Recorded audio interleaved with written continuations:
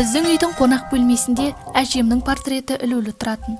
Суретте әжем жай ғана күлімсіреп тұрғандай көрінетін. Сол кезге дейін біз бұл портреттің шын мәнінде тірі екенін білмедік. Әжем қайтыс болғаннан кейін әкем атамды қалаға алып келді. Атам келген алғашқы күні-ақ қоржынынан әжемнің портретін шығарып, қонақ бөлмеге іліп қойды. Портреттегі әжемнің көздері маған тесіле қарап қалды да, мен қорқыныштан жылап жібердім. Мұны көрген анам бірден ашуланып атама айтты: "Әке, қазір қалада ондай портреттерді іле бермейді ғой. Сияку әжесін ешқашанда көрген емес. Оған қорқыныштылау. Келіңіз портретті алып тастайық." Атам анама бір қарап былай деді: "Бұл сенсейдің туған анасы. Ал сенсей әлі ештеңе айтқан жоқ." Әкемнің аты Ван Сен, ал сенсей оның бала кездегі лақап аты еді. Анам әкемді шымшып алды, ал әкем жағдайды жұмсартуға тырысты. "Әке, Сияку сіздерді бала кезінен көрмеген. Оның үстіне бұл портрет қонақ бөлмеде тұрса, қонақтар келгенде ыңғайсыз. Мүмкін мен оны сіздің жатын бөлмеңізге іліп берейін." Мұны естіген атам ауыр күрсінді де: Сен кішкентай кезінде қызбамен ауырғаныңды білесің бе? Үнемі балық сұрайтынсың, басқа ештеңе де жемейтінсің. Анаң не істерін білмей қалып, қақаған қыста өзі жалғыз көлге барып, балық аулау үшін мұзды шапты. Анаң жем тастады, бірақ балық шықпады. Сондықтан қолын суға салуға мәжбүр болды. Балық еттің иісін сезіп жоғары ұмтылды да анаңның саусағын жұлып алды. Содан кейін ғана қармаққа ілінді. "Ей, әйелім, сенің тағдырың қандай ауыр еді." Мұны айтып отырған атам өксіп жылап жіберді. Әкем шошып кетіп оны жұбатуға асықты. "Жарайды әке, бұл портретті алмай-ақ қояйық. Сабыр сақтаңыз. Ең бастысы сіздің денсаулығыңыз. Ренжімеңізші." Атам оған жауап бермей маған қарап айтты: "Балам, сен жаңа туған кезде әжең сені үнемі қолың алып жүретін, сені жанындай жақсы көретін. Біз алғысыз адамдар болмауымыз керек." Сол сәтте мен атамның беті портреттегі әжемнің жүзіне айнымай ұқсайтынын байқадым. Мұны айтып болған соң атам қолын артқа ұстап бөлмесіне кіріп есікті жапты. Әкемнің көзінің қызарып кеткенін көрген анам қабағын түйіп: "Әкеңнің айтқандарына сене берме. Ол кезде сен небәрі 3 жаста едің. Егер портретті алып тастамасаң, бүгіннен бастап қонақ бөлмеде ұйықтайсың." Анам әдейі дауысын көтеріп сөйледі, бірақ атам бөлмесінен үн шығармады. Жатын бөлмеге кірген соң мен анамнан сұрадым: "Неге атам әжеме соншалықты ұқсайды?" Анам ашулана жауап берді: "Атаң мен әжең немере ағайынды болған. Ол әжеңді сүйіп, күштеп әйелдікке алған. Әкеңнің бір үлкен ағасы болған, бірақ ол туғаннан кейін бірден қайтыс болды. Міне нағыз күнә деген осы." Сол сәтте анамның бөлмесіне көз салдым. Есігі сәл ашық тұр екен. Ішінен кішкентай көз сығалап анама өшпенділікпен қарап тұрды. Сол күннен бастап атам күнде бөлмесіне қамалып алатын болды. Тек таңертең және кешке үйдің ішінде аздап жүру үшін ғана шығатын. Анам да ас әзірлеуді қойып, әкемді бөлмеге кіргізбеді. Әжемнің портреті әлі де қонақ бөлмеде ілулі тұрды. Ал түнде әкем диванда ұйықтағанда портреттегі әже оған қарап күлімсіреп тұратын. Уақыт өте келе әкемнің жүйкесі де сыр бере бастады, бірақ атам портретті алуға мүлде келіспеді. Айқай шығарып жылап ауылға қайтып кетемін деп қорқытты. Әкем кешке жасырын түрде портретті алып тастайтын, бірақ таң атқанда портретті қайтадан атам орнына іліп қоятын. Әкем анама жағыну үшін бәрібір бөлмеде ұйықтағысы келді. Ол анамның сүйікті тамағын пісіріп, бірақ анам бір түйірде жеген жоқ. Сосын әкем тамақты атама апарды. Әкем шыққанда атамның бөлмесінен біреудің сүйекті шайнап қытырлатып жеп жатқан дыбысын естіді. Мұны естіген анамның: "Оның жасында ол қалай сүйекті кеміріп жей алады?" Көп өтпей атам бөлмесінен әкемді шақырды. "Енсей, кір, ыдысты алып кет." Әкем бөлмеге кіріп 10 секундтан кейін ғана шықты. Қолында бір ғана бос тостаған бар еді. Оның ішінде бірде-бір сүйек қалмаған. Мен ішімнен: әлде атам сүйектерді де жеп қойды ма? Анам шыдай алмай мені қолымнан тартып далаға алып шықпақ болды. "Түн болып кетті, қайда бара жатырсыңдар?" "Үйдің іші тұншығып тұр. Сиякуды аулаға серуендетіп келемін." Анам мені баспалдақпен төмен сүрді. Аулада қараңғы, тіпті жан жоқ. "Анашым, шөлдеп кеттім. Сен осында тұра тұр. Ешқайда кетпе, мен саған барып су сатып алып келейін." Осыны айтып ол бірден су алуға кетті. Аула қап-қараңғы. Мен жалғыз қалдым. Сол сәтте мен ағаштың түбінде қара көлеңкені көрдім. Біреу отырып алып маған қарап тұр.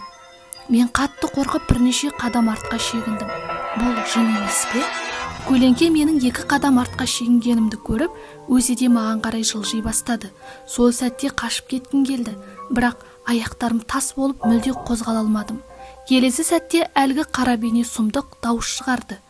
«Сяку, бері келші!» Мен жылауға шақ қалдым. «Сен кімсің?»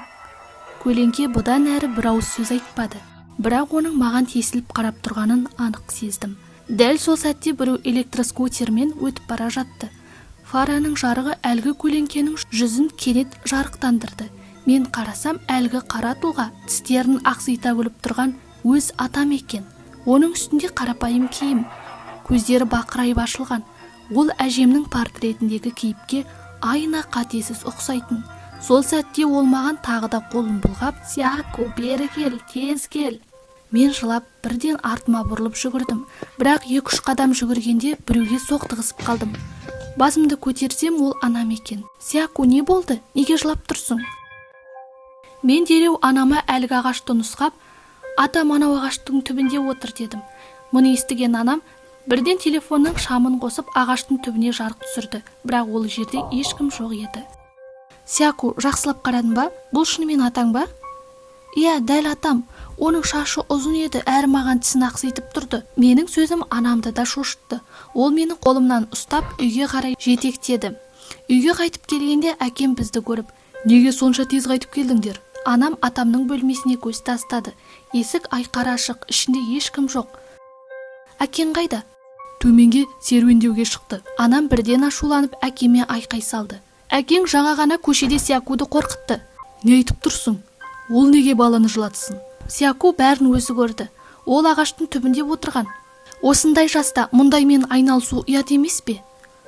Мұны естіген әкемнің жүзі бірден қарауытып кетті. «Мен сенің әкемді ұнатпайтыныңды білем. Бірақ баланы пайдаланып, өтірік ойлап табудың керегі жоқ». Мұны айтып, әкем маған да қайта қарады. «Сяку, шыныңды айт. Сен шынымен атаңды көрдің бе?» Көзіме қайтадан жас келді. Сол сәтте әкемнің жүзі маған бөтен адамдай көрінді. «Мен сенен сұрап тұрмын. Атаң сені қорқытты ма жоқ па? Неге балаға ашуланасың?» Сол сәтте сырттан кілтпен есік ашылған дыбыс естілді. Бұл атам қайтып келген еді.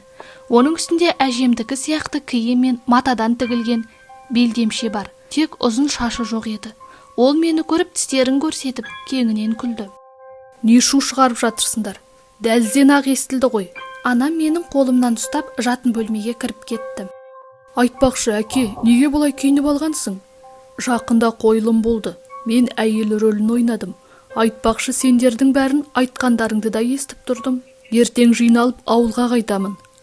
Қартайдым, ешкімге масыл болғым келмейді. Өз ұямда тұрған тыныштау. Қолым босаса, анаңның қабіріне тауға барып қайтамын». Әкем байсалды үнмен әдейі даусын шығарып айтты. «Мұнда тыныш тұра беріңіз. Бұл сіз бен анамның үйі. Ұлым, сені бекер жақсы көрмеппін». Мұны айтқан соң атам біздің жатын бөлмеге қарай бір қарап өтті. Сол түні мен анаммен бірге ұйықтадым, ал әкем әдеттегідей қонақ бөлмеде қалды. Мен қорыққанымнан ұйықтай алмадым. Түні бойы дөңбекшіп шықтым. Түн ортасына таяу қатты дәретім қысқан соң анамды оятпақ болдым. Бірақ ол тым қатты ұйықтап жатыр еді. Ешқандай реакция болмады. Сондықтан дәретханаға өзім баруға тура келді. Мен аяғымның ұшымен қонақ бөлмеден өттім. Ал кешегі ауладағы оқиға көз алдымнан кетпей қойды. Кенет үстімнен біреу тыныстап тұрғандай үздік-үздік дем алған дыбыс естілді. Мен басымды көтеруге батпай тез ваннаға кіріп кеттім. Жарықты жағуға да жүрегім дауаламады. Терезеден түскен ай сәулесіне ғана сүйеніп, шаруамды бітіріп, анамның құшағына қайтқым келді. Сол сәтте әлгі тыныс алу дыбысы тағы да құлағыма жетті. Кенет ванна есігінің сыртында еңкейіп жүрген бір көлеңке есікке жабыса өтіп бара жатқанын байқадым. Денемнен бірден суық жүгіріп өтті. Бұл кім? Әлде әкем бе? Мен есікті ашып шықтым. Бірақ қонақ бөлмеге келгенде әкемнің әлі де диванда ұйықтап жатқанын көрдім. Әлде қатты қорыққанымнан елестеп кеткен шығар деп ойладым да қайта бөлмеге бұрылдым. Бірақ келесі сәтте төбе шашым тік тұрды. Әжемнің портретіндегі бейне жоқ, орны бос тұр. Мен бір сәтке қатып қалдым, жүрегім дүрсілдеп соға бастады. Кенет ойыма қорқынышты ой келді. Әжем суреттен шығып кеткен жоқ па? Мына еңкейіп жүрген көлеңке, бұл анық сол еді. Мен үреймен жатын бөлмеге жүгіріп, анамды сілкілей бастадым. Әже суреттен шығып кетті, бірақ анам оянбады. Ол әлгі мақұлық бөлмеге кіріп кетеді деп қорқып, есікке алаңдай қарадым. Есік жаққа көз тастағаным сол еді, орнымда қатып қалдым. Жатын бөлменің есігінің алдында қара көлеңке тұр екен, және ол атам сияқты. Мен қорыққанымнан анамды одан бетер қатты сілкіледім. Ақыры анам оянып, ұйқылы күйде менен: «Не болды, Сяку, сен жаман түс көрдің бе?» Мен есік жақты нұсқадым. Атам сияқты біреу есіктің алдында тұр. Сол сәтте біреу жарықты жақты да, мен есіктің алдында тұрған адамның атам емес, әкем екенін көрдім. «Сяку, түн ортасында неге айқайлап жатырсың? Жаман түс көрдің бе?» Мен қорыққанымнан қатты жылап жібердім. Анам арқамнан шайлап қағып, мені жұбатты. «Қорықпа, қорықпашы, анаң осында». Мен өксіп тұрып, жаңа ғана көргенімдерін бәрін айтып бердім. Әкем қабағын түйіп, қонақ бөлмеге барып, әжемнің портретіне қарап: «Міне ғой, орнында ілулі тұр». Анам ауыр күрсініп, ашулана әкем айтты: «Бәрі сенің әкеңнің кесірі. Өз бөлмесіне ілсе де болар еді, ал ол марқұмның жерлеу портретін ілді. Енді баланы да қорқытты. Қанағаттандыңдар ма?» Сол сәтте атамның бөлмесінің есігі ашылды. «Сенсей, не болды? Не үшін шулап жатырсыңдар?» Әкем атамның оянғанын көріп, анамның артық сөз айтып қояма деп қорқып, асығыс жауап берді: «Ештеңе емес әке, Сяку жаман түс көріпті». Атам біраз үнсіз тұрды да, кенеттен боқтай бастады: «Қарық сатқыр кәрімстан, жоғал әрі кет. Түн ортасында баланы неге қорқытасың?» Оның айқайынан бәріміз селк ете қалдық. Әкем атамды сабырға шақырып, оны бөлмесіне қайта кіріп ұйықтауға көндірді. Келесі күні таңертең әкем жұмысқа кеткен соң, анам мені ертіп жертөлеге түсті.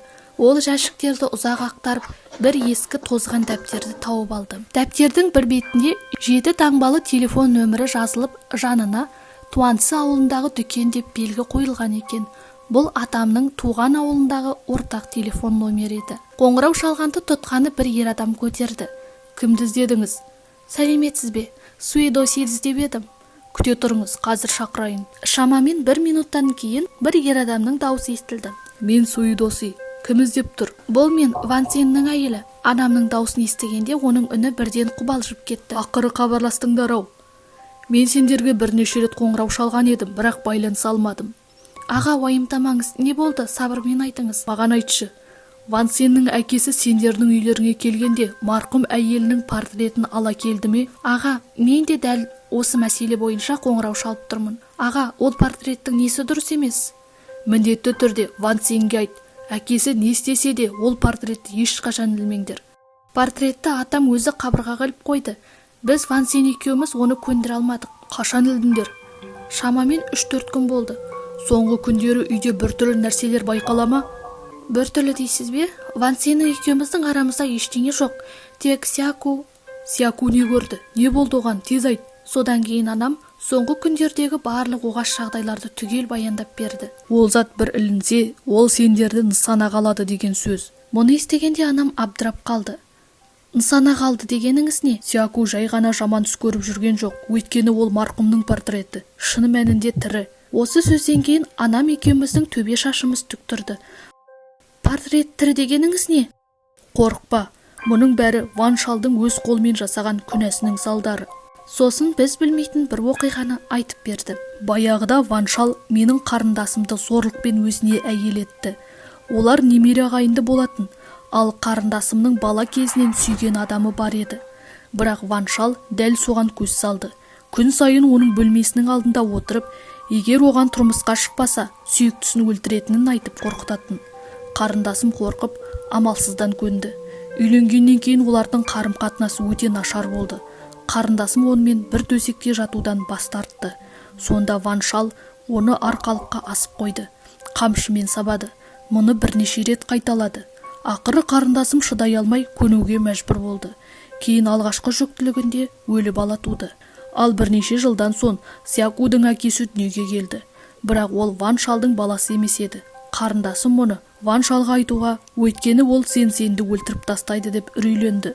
Осылайша 20 жыл өтті. Бір күні Ван Шал мас болып қарындасымды өлтіре жаздағанда, ол шыдай алмай Сенсейдің оның баласы емес екенін айтып салды. Мұны білген соң Ван Шал қарындасымды барлық жағынан жел өтетін сарайға қамап, түні бойы тондырды.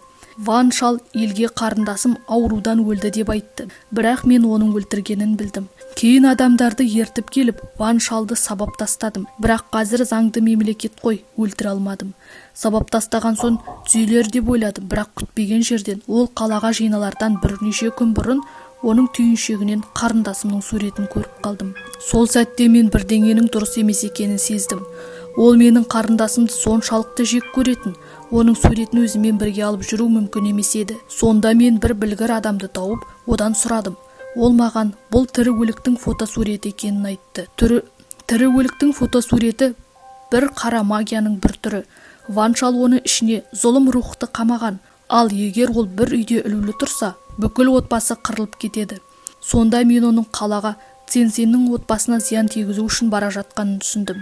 Мен дереу Цзиньсенге қоңырау шалдым, бірақ қанша тырыссам да байланыс алмадым. Бұл оқиғаны естігенде мен қатты қорқып кеттім. Анашым, мен қорқып тұрмын. Қорықпа жаным, анаң қасында. Аға, енді не істейміз? Әзірге қорықпаңдар. Бірнеше күн бұрын сендерге хабарласа алмадым. Сондықтан билет алып сендерге баруға жиналғанмын. Пойыз ертең, мен бір ұстазбен бірге келемін. Осы күндері Ван Шалдан ерекше сақ болыңдар. Ол тірі кезде жерлеу портретін жасатқан. Енді соның кері соққысы өзіне тиеді. Қазір ол енді адам да емес, бірақ елесті емес. Әзірге ештеңе істемеңдер. Мен келгенше күтіңдер. Содан кейін не істеу керегін шешеміз. Телефонды қойған соң мен анама, әкеме хабарласып, бәрін айтып беруін өтіндім. Әкең қыңыр, айтса да сенбеуі мүмкін. Сондықтан әзірге ештеңе болмағандай жүрейік. Аға келгенше ертеңге дейін шыдау керек. Күні бой ештеңе болған жоқ. Атам да бөлмесінен шықпады. Тек түн ортасында әжетханаға бара жатқанда, бұл жолы жалғыз баруға батылым жетпей, анамды оятып менімен бірге жүруін өтіндім. Бірақ қонақ бөлмеге келгенде қабырғада ілулі тұрған марқұмның портреті жоқ болып шықты. Ал теледидардың астындағы тумбаның үстінде ақ матамен жабылған бірдеңе тұр екен. Әкең де қорыққан шығар. Портретті алып тастап үстін жауып қойған болар. Бірақ сол сәтте ақ матаның астынан жөтелген дыбыс шықты. Артынша мата баяу көтеріле бастады. Сол кезде менің және анамның алдында адамға ұқсас бейне пайда болды. Әжем суреттен шығып кетті. Мұны көрген анам әкемді шақыру үшін артына бұрылғанда, анам алға ұмтылып маған айқай салды. Сяку, тез қаш, жүгір тез! Мен есікке жетіп оны ашқанымда жан түршігерлік жүз шықты. Сяку, қайда бара жатырсың? Бұл атам еді. Сяку, тез бөлмеге, тез! Анамның дауысын ести сала мен бұрылып жатын бөлмеге қарай жүгірдім. Бөлмеге кіре салысымен есікті тез жауып, іштен кілтеп алдым. Келесі сәтте қонақ бөлмеден анамның жан дауысы шықты. Мен есікті ашып, анама көмектескім келді. Бірақ оның азаппен айқайлағанын естідім.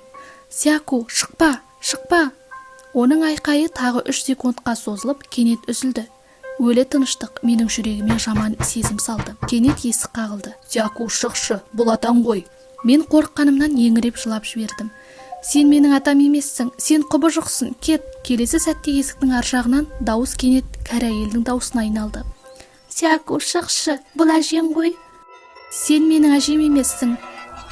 Сол сәтте қорқынышты енді көтере алмай, көзім қарауытып есімнен танып қалдым. Қанша уақыт өткенін білмеймін. Есік тағы қағылғанда ақырын есімді жидым. Кенет есіктің ар жағынан маған өте таныс дауыс естілді. Сяку, есікті аш, бұл анаң ғой. Бұл дауыс өте сенімді, өте жақын еді. Бұл менің анам. Мен орнымнан тұрып есікті аштым. Анамның үсті басы қанға боялған, ал жанында аға тұр екен. Сяку, жақсы болды. Аға уақытында жетті, әйтпесе маған бір нәрсе болар еді. Сол күні телефонды қойған соң, алдымен ертең автобуспен бармақ болдым. Бірақ ойлана келе, бір түнде талай нәрсе болып мүмкін екенін түсіндім. Сондықтан билетті ауыстырып, бар күшімен асығып, дер кезінде жеттім. Ал атам мен әжем қайда? Мен олардың рухтарын қуып жібердім.